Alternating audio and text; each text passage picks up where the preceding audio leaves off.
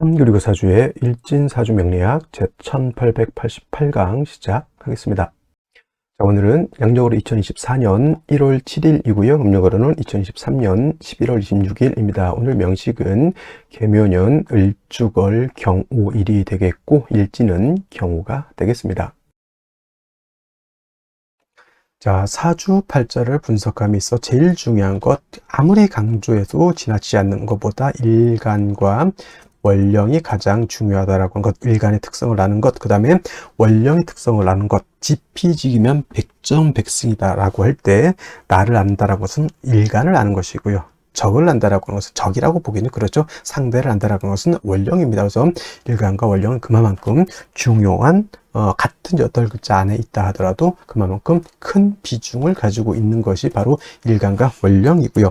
오늘 일간은 경이라고 하는 천간이 일간이 되겠습니다. 10개의 천간, 갑을병정, 무기병심, 임계라고 하는 10개의 천간 중에서 경이라고 하는 천간은 7번째 천간이 되겠고요. 그 다음에 오행, 목화토금수라고 하는 오행으로 구분하게 되면 경이라고 하는 것은 금이 됩니다. 금, 우리가 쉽게 말하면 쇠라고 이렇게 표현하죠. 강철, 무쇠 등등 이런 걸로 볼 수가 있겠고, 이 쇠라고 하는 것은 우리가 눈으로 볼 수 있는 것, 즉 물상으로 봤을 때는 쇠가 됐지만 기운, 우리가 느낌으로 하는 기운으로 봤을 때는 금의 기운은 숙살지기라고 해요. 숙살지기라고 하는 것은 뭐냐면 수의 기온은 얼음이 얼 정도로 천하를 막 영하 30도, 40도 정도로 땡땡땡땡 그 이하로도 얼릴 수 있는 것이지만 금의 기온은 영하까지는 떨어지지 않죠. 즉 물이 얼지 않지만은 그래도 이 금의 기온은 오싹해서 서리가 내리고 그 다음에 사람 피부가 그 소름이 돋을 정도의 그러한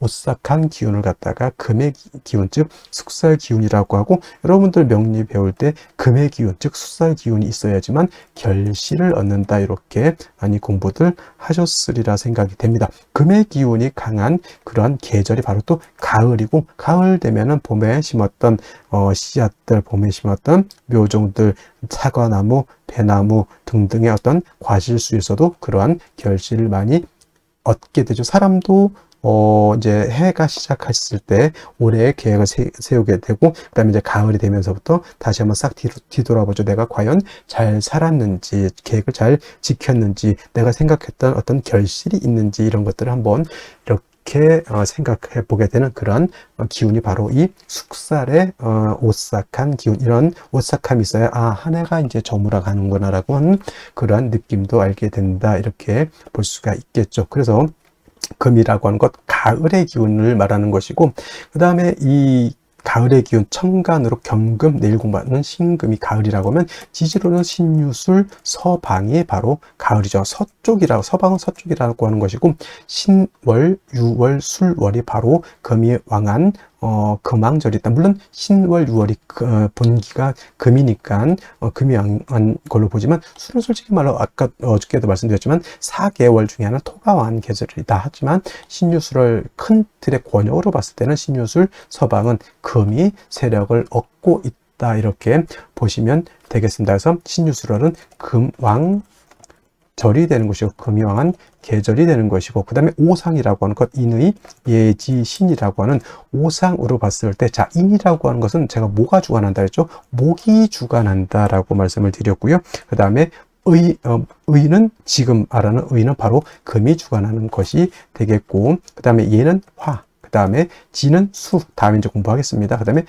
신이라고 하는 것은 토가 이렇게 주관한다. 금은 이렇게 의를 주관하는 것이다. 그래서 제가 경금이라든가 특히나 이제 신금, 경신금을 보게 되면은, 금이라고 하는 오행을 보게 되면, 예전에는 제가 이 설명을 할 때 관우를 자꾸 설명을 했었는데, 관우 우리나라 장수가 아니죠. 그래서 이제 바꿔왔습니다. 누구로? 이순신 장군, 성웅 이순신 장군으로 명량해전에서 13척의 배로서 300척이 넘는 상대의 전함을 갖다가 깨박살을 낸 아주 희대의, 세계사에 없는 그런 업적을 이룬 그런 이순신 장군 같은 분들이 바로 의를 굉장히 중시 여기고 충의라고 하죠. 충의를 굉장히 중시했었던 있었던 그런 분이다라고 해서 여러분 경금, 신금을 생각할 때는 바로 의 이순신 장군을 연상하시면 되겠습니다. 근데 이순신 장군이라는 분이 좀 논외의 얘기지만 너무 의만 주관한 것도 아니고 자기 병사들이라든가 자기를 믿고 따랐던 어떤 백성들한테 또 한없이 또 자애로웠던 그런 분이셨죠. 그래서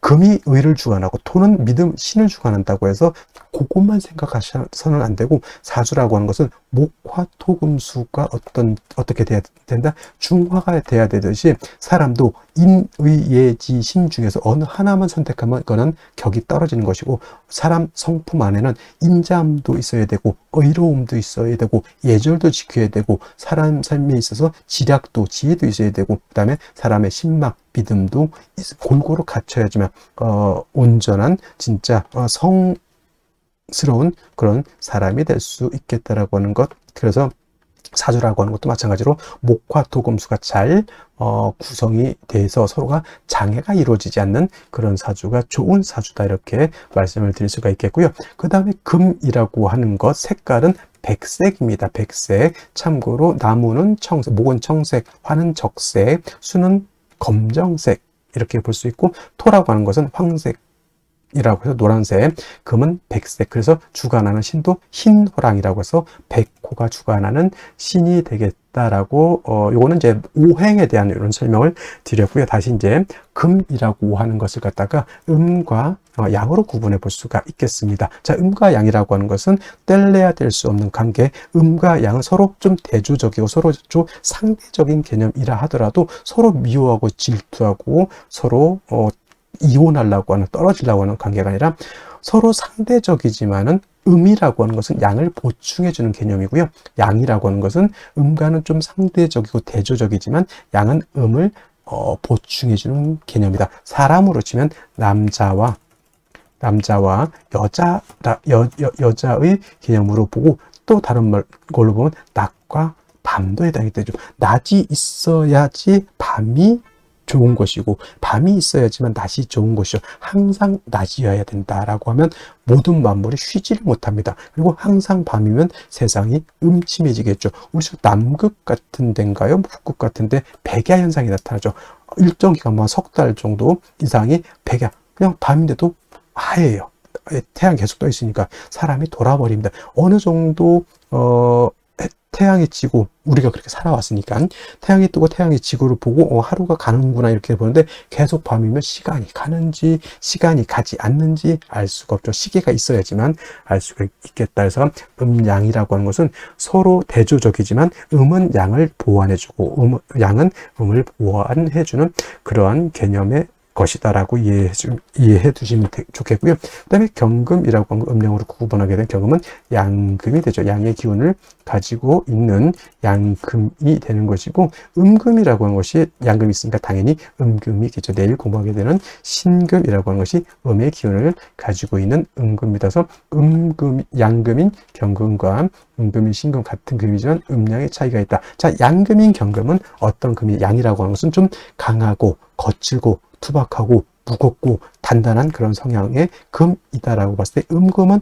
부드럽고 온기가 있고 잘 휘어지고 광채가 나는 그러한 금으로 볼 수도 있겠죠. 그래서 경금인 양금은 완철금이라고 봅니다. 완철금, 그야말로 우리가 말하는 금하면 생각하는 그 무쇠 같은 개념, 강철 같은 개념으로 이렇게 경금을 생각하시면 좋겠고요.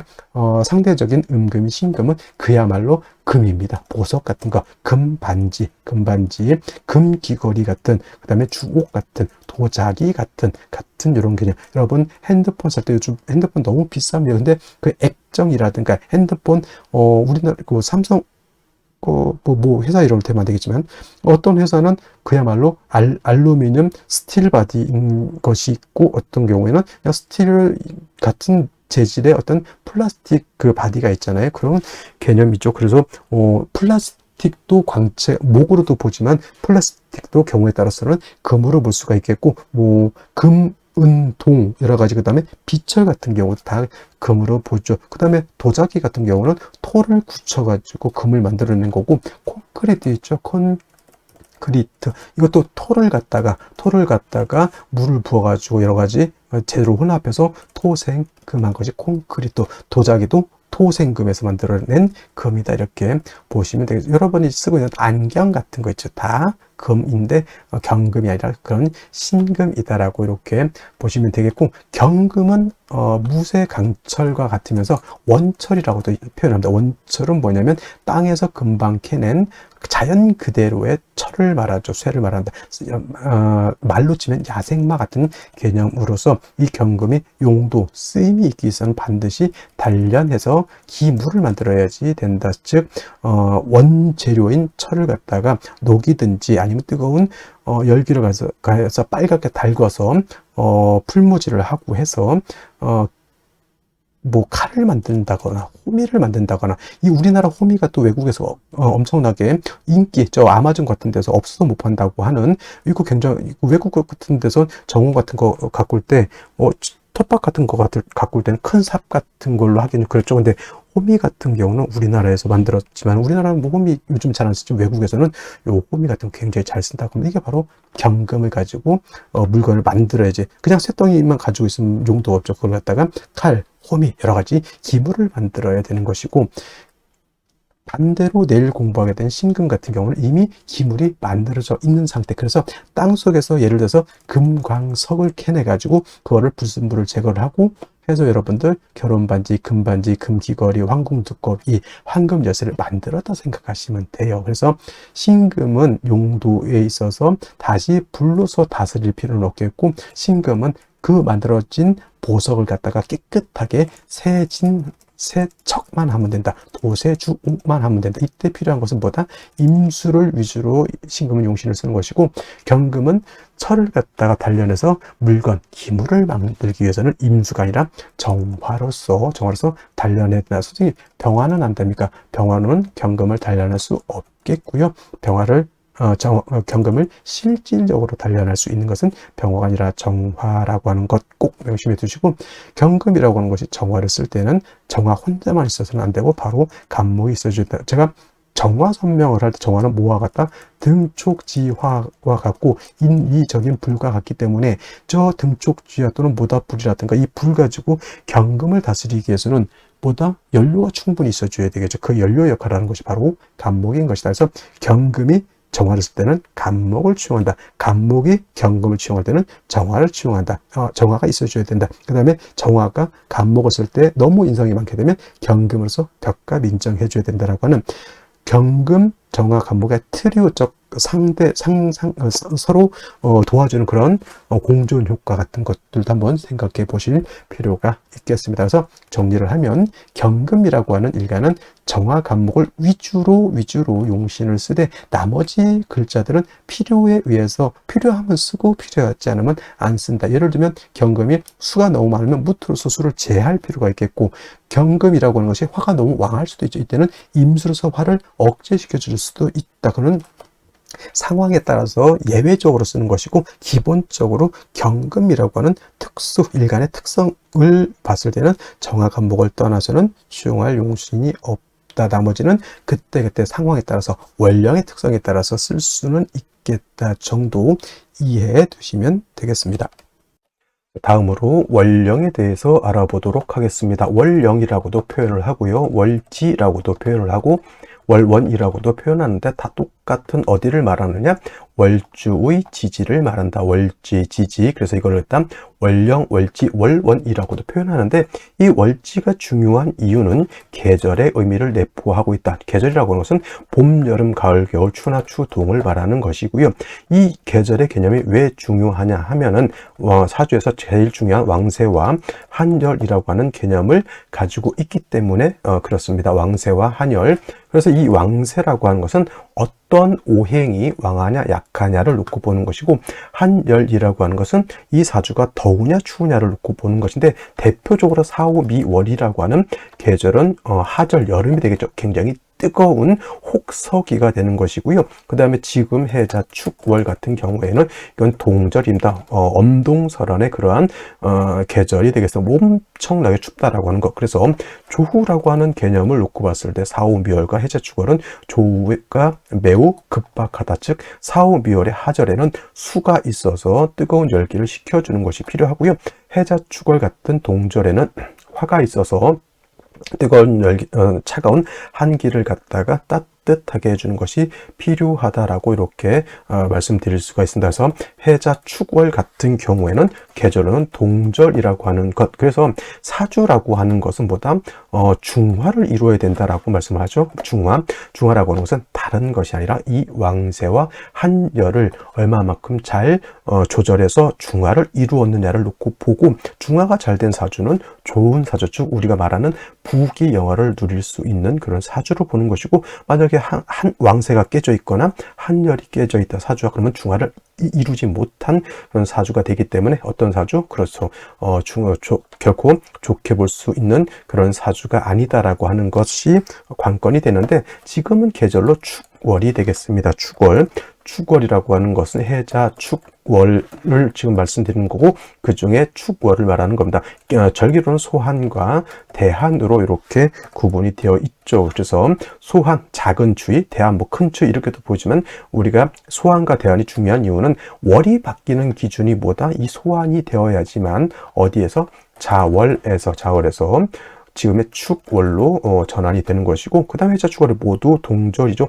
해월은 어떻습니까? 제가 초동이라고도 했고요. 맹동이라고도 표현했고, 자월은 중동이라고 제가 표현을 했고요. 지금 축월 같은 경우에는 어떤 계절? 모두 늦겨울이라고 하는 개념, 개동이라고도 하고요. 또는 만동이라고도 이렇게 표현을 합니다. 이 개동, 만동 다 같은 뜻이죠. 만동, 늦은 겨울, 개동, 끝의 겨울이, 끝께절에서 끝의 겨울이죠. 다 늦겨울이라고 하는 표현을 쓰게 되는데, 다 해월, 자월, 축월 모두 어떻습니까? 겨울이기 때문에 덜 춥고 더 춥고 개념보다는 일단은 엄동설한이라고 하는 개념을 꼭 머릿속에 기억해 두시고, 남극 대륙을 연상하는 것이 좋겠다라고 제가 항상 맞습니다. 한기가 극심한 그런 계절이 되는 것이다라고 해서 반드시 조후라고 하는 개념을 머릿속에 가지고 있어야 된다. 지금처럼 우리 한국의 기후처럼 영하 10도, 영하 20도만 돼도 엄청나게 춥잖아요. 저 외국 같은데 저쪽 툰드라 지방에서 사람이 사는 곳이 가장 추운 곳이 영하 72도 에도 사람이 살고 있으니 엄청나게 추운 그런 것, 이런 것을 연상하셔야지만 해자 축월의 사주를 볼 때 쉽게 우리가 이해할 수 있다라고 하는 것. 그 다음에 해자 축이라고 하는 것은 북방이라고 설명을 드렸죠. 북방, 수가 왕한 수왕절이면서 엄동설한이라고 말씀을 드렸는데, 실질적으로 해자월이 수가 왕한 수왕절이 에 반해서 축월은 어떻다? 축월은 토가 왕한 계절이다라고 해서 진월, 그 다음에 수월, 축월, 미월 같은 경우에는 사계월이라고 하죠. 사계절이 아니고 사계월이라고 합니다. 끝계절을 써서 사계월. 그래서 이때는 뭐냐? 인묘진의 진, 그 다음에 사오미의 미, 그 다음에 신유, 술의 술, 그 다음에 해자, 축의 축, 이렇게 해서 진술축미는 그 계절의 끝을 의미하죠. 진은 봄의 끝, 미는 여름의 끝, 그 다음에 술은 가을의 끝, 그 다음에 축은 겨울의 끝이죠. 그래서 토가 왕한 계절이면서 토라고 하는 것, 진술축미는 어떤 환절기의 개념을 가지고 있죠. 어떤 분들이 축토 같은 경우는 토이지만 얘는 수로 봐야 된다라고 하는 그렇게 말씀하시는 분들이 있는데, 이거 잘못된 것이고요. 축토도 당연히 그건 토로 봐야 되는 것이지만은, 예를 들어서 해자축 방합을 형성하는 경우가 있습니다. 이런 경우에는 수가 세력을 얻었다라고는 표현할 수 있지만, 이거 가지고 축토가 수가 된다 이렇게 말씀드릴 수는 없다라고 하는 것. 그 다음에 해월, 자월과 더불어 축월도 동절이기 때문에 아까 말씀드렸던 것처럼 조후의 개념이 시급하다, 너무 춥기 때문에 따뜻하게 해야 된다. 그래서 조후의 개념이 시급한데, 이때는 뭐가 필요한 거죠? 당연히 화라고 하는 것이 있어서 차가운 기후를 따뜻하게 해야지 만물이 생기를 얻을 수 있다. 이때 필요한 조후를 쓰는 화는 음화인 정화보다는 양화인 병화를 얻는 것이 급선무가 된다라고 하는 것까지 여러분들 꼭 기억해 두시기 바랍니다. 자, 그러면 축월에 경금일간이 태어나게 되면 사주를 어떻게 배합하는 것인지 알아보도록 하겠습니다.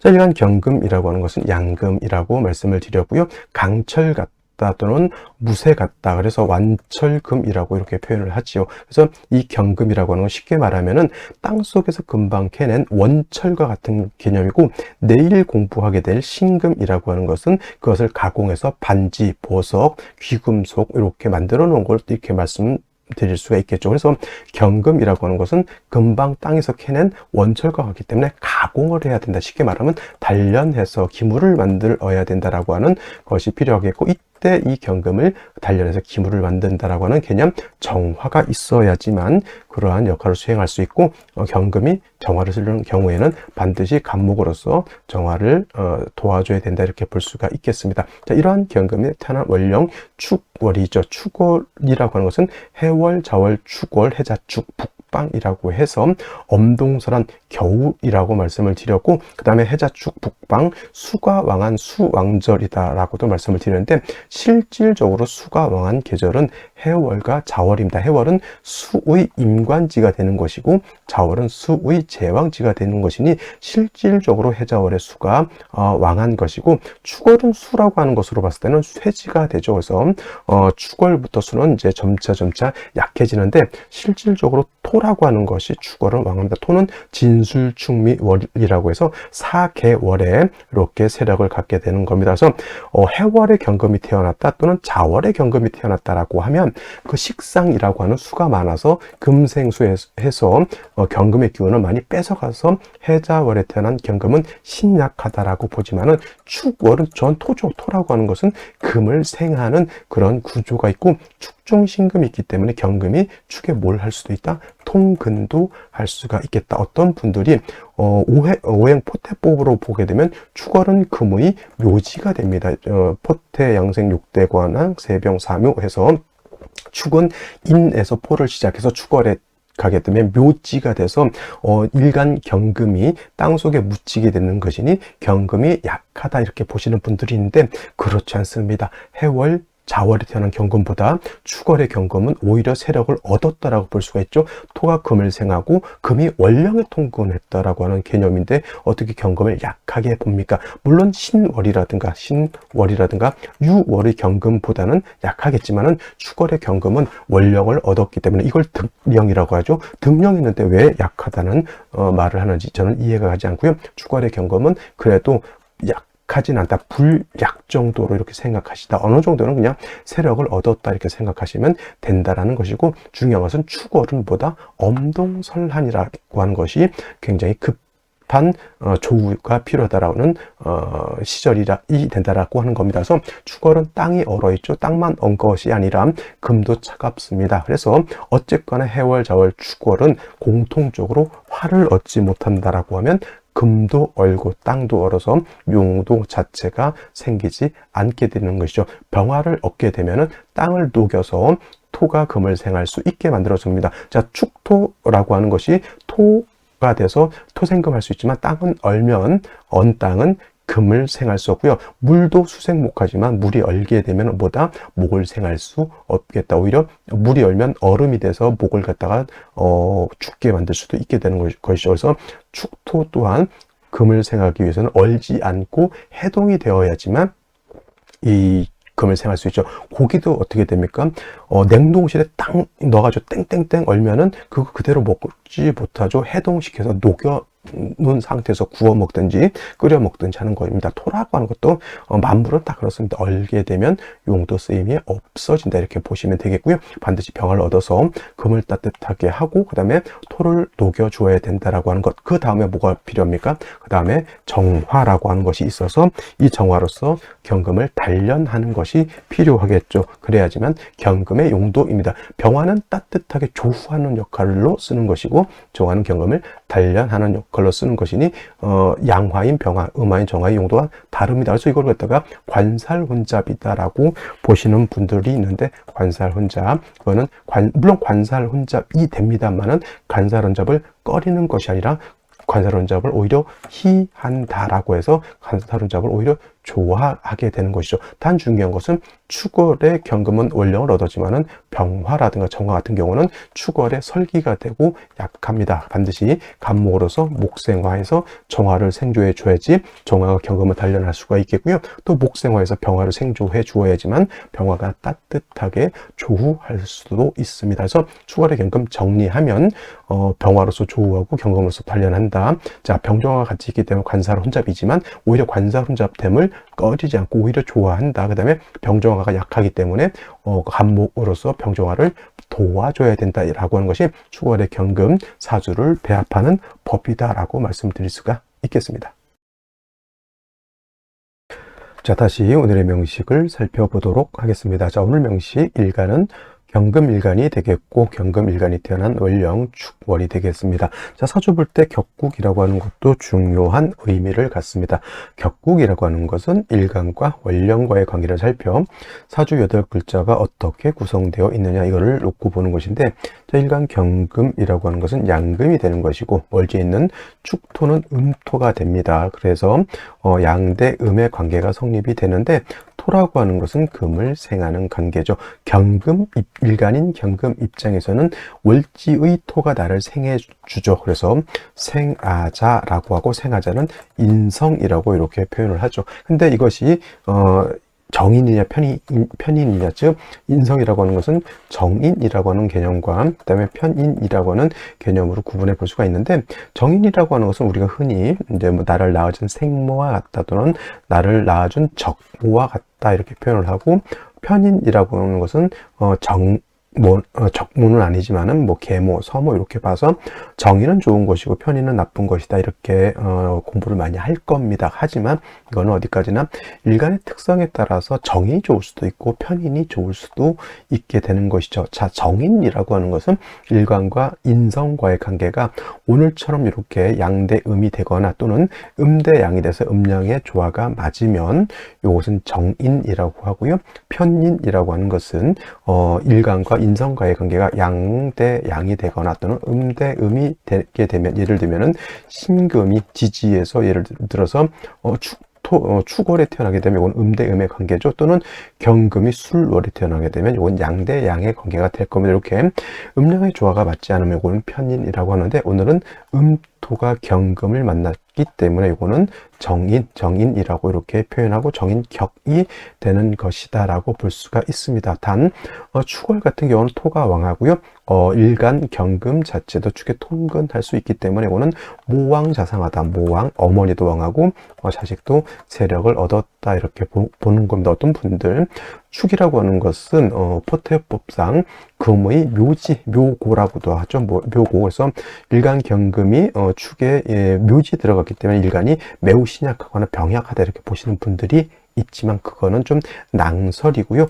해자월 같은 경우에는 경금이 사지가 되기 때문에 이거는 설기태가에서 굉장히 약해지지만은 축월은 묘고라 하더라도 경금이 통근할 수 있고 생조를 받기 때문에 이거는 신약으로 보지 않습니다. 신약은 아니고요. 뭐 그렇다고 일간이 굉장히 왕한 것은 아니기 때문에 불약한 사주 정도 이렇게 볼 수가 있는 것이다. 이거 포태법상 묘고라고 해서 일간이 묘지 속에 들어가다 이렇게 보시면 절대 안 된다라고 하는 거 꼭 명심해 두시기 바랍니다. 그리고 축토라고 하는 것은 뭐예요? 축토는 습토이기 때문에 토생금 금을 생할 수 있게 되는 것이죠. 하지만 축월이라고 하는 것 원령에서 말씀드렸지만 동절, 엄동설한이기 때문에 토라고 하는 것은 얼게 되면, 특히 습토는 물기를 가지고 있기 때문에 얼게 되면 동토가 되면 금을 생할 수가 없겠다라고 해서 말씀드렸던 것처럼 정인격에 화를 보는 것이 기본적이다라고 말씀드릴 수 있겠고요. 만약에라도 축이라고 하는 것 안에 지장간이 뭐가 들어 있습니까? 계수, 신금, 그 다음에 기토가 이렇게 들어가 있습니다. 만약에 기토가 투출하게 되면 원안적인 정인격이 되는 것이고, 신금은 투출됐다고 해서 겁재격으로 보지 않고요. 그냥 인수격으로 보면 되고, 개수가 천간에 투출하게 되면 요거는 뭘로 볼 수 있습니까? 요거는 식신격으로 상관격이죠. 상관이니까 상관격으로는 볼 수가 있겠다. 단 축월의 개수가 천간에 투출을 하게 되면 해자 축월 동절에 수가 많아지게 되면 한기가 극심해진다라고 하는 것. 그래서 축월의 경금은 임계수가 천간에 투출되는 것을 그렇게 좋아하지 않고요. 일단은 병화를 얻어서 조후하게 되고 정화를 얻어서 경금을 단련하는 것이 정법, 간목이 있어서 병정화를 생해주는 것이 필요하다, 이렇게 말씀을 드렸습니다. 자, 그러면 연간을 보도록 하겠습니다. 연간에 개수가 있습니다. 이 개수는 말씀드렸던 축 중에 있는 요 개수가 천간에 투출되어 있죠. 물론 생시가 기묘시가 된다라고 하면 격국의 변화는 없겠지만은 이렇게 개수가 투출되게 된 거 요거까지만 보게 되면 요거는 정인격이라기보다는 상관격이 되는 것이고, 그 다음에 해자축월의 동절에 임수 또는 이렇게 개수가 투출하게 되면 한기가 어떻게 됩니까? 더욱더 강해진다라고, 더 추워지고 땅도 얼고 금도 얼고 물도 얼게 되는 것이다 라고 말씀을 드리겠습니다. 그리고 현지 묘목이라고 하는 정제가 있고요. 월간에도 을목이라고 하는 정제가 투출되어 있습니다. 정제는 뭐냐면 축월에는 일단은 화를 얻어야 되겠죠. 병화로는 조후를 하고 정화로는 경금을 단련하는 용도로 써야 되는데 축월에 화가 약하기 때문에 간목으로서 생조해 준다라고 했는데, 을목 같은 경우는 어떤 나무 습목이기 때문에 화를 생할 수 있는 공력이 크게 떨어진다라고 볼 수가 있다라고 보시면 되겠고, 일지는 오화를 봤을 때 경우일주가 되죠. 오화라고 하는 것은 육친으로는 경금 입장에서 놓고 봤을 때 정관이면서 정관이죠. 그리고 그 본기는 정화로 봅니다. 이 정화로 경금을 단련하는 용도, 그 다음에 미약하지만 조우도 할 수 있지만은 원래 조우는 병화로 하는 것이 월등히 공력이 크다. 그리고 중요한 것은 일단 경금이라고 하는 것이 묘구라서 약한 것이 아니라 축의 원령에 통근했다라고 하는 점이 좋은 점이고요. 그 다음에 약하지만 오화를 얻어서 경금을 단련할 수 있다라고 하는 점 또한 나쁘지 않지만은 축월의 보가 개수가 투출되어 있다라고 하는 뜻은 이 개수는 한기를 가중하면서 화를 갖다가 위협하는 그러한 기신으로서 작용한다, 이렇게 보시면 되겠습니다. 자, 그러면 생시 알아보도록 하겠습니다. 자, 생시를 보도록 하겠습니다. 제일 먼저 나오는 생시 병자시가 있습니다. 자, 병자시, 병화는 조후한다라고 그랬죠. 오화는 오중에 있는 화로는 경금을 단련하는 그런 용도, 사주 나름대로 구조가 좋을 것 같지만 요거 문제가 뭐냐, 자시를 얻게 되면 요 오화하고 뭐가 됩니까? 자오충이 되기 때문에 핵심적으로 써야 돼. 이 오화라고 하는 것은 단순히 경금을 단련하는 용도만 있는 것이 아니라 병화의 뿌리가 되기도 하는데, 좌우충하게 되면 핵심인 오화가 깨져 버리게 되면 오화만 깨지는 것이 아니라 여기에 뿌리를 둔 병화도 그 뿌리가 없기 때문에 매우 약해져서 조후를 할 수 없다라고 하는 문제, 말씀드렸던 것처럼 간목이었다라고 하면 어쨌거나 병화를 한번 생조해 볼 여력이라도 있는데, 을목은 화를 생할 수 있는 공력이 매우 떨어지게 되겠죠. 그래서 이것이 간목이었다면, 갑자월이었다면 간목의 용도가 있지만은 이거는 을축월이기 때문에 을목의 용도는 간목에 비해서 크게 떨어진다, 이렇게 보시면 되겠고요. 자, 다음으로 정축시를 보도록 하겠습니다. 자, 정축시가 되게 되면은 아까 자오충이 될 때는 이 오화가 상처를 데미지를 크게 받아서 좋지 않다라고 하면 축오형은 뭐 그렇게까지 염려할 정도는 아니고요. 오중에 있는 정화가 이렇게 시간에 투출되어 있다. 물론 조후의 힘은 병화만큼은 떨어진다 하더라도 정화로서 조후도 할 수 있고, 그 다음에 경금을 이렇게 단련할 수도 있다. 을목이 있어서 정화를 생쥐해주는 힘은 좀 떨어진다 하더라도 개수라고 하는 것이 정화를 공격하는 것은 그래도 조금은 방비할 여력은 있겠다라는 말씀을 드립니다. 그래서 병자시는 좌우충 때문에 안 좋다라고 하면 정축시는 한번 고려해 볼 만한 생시라고 볼 것이고요.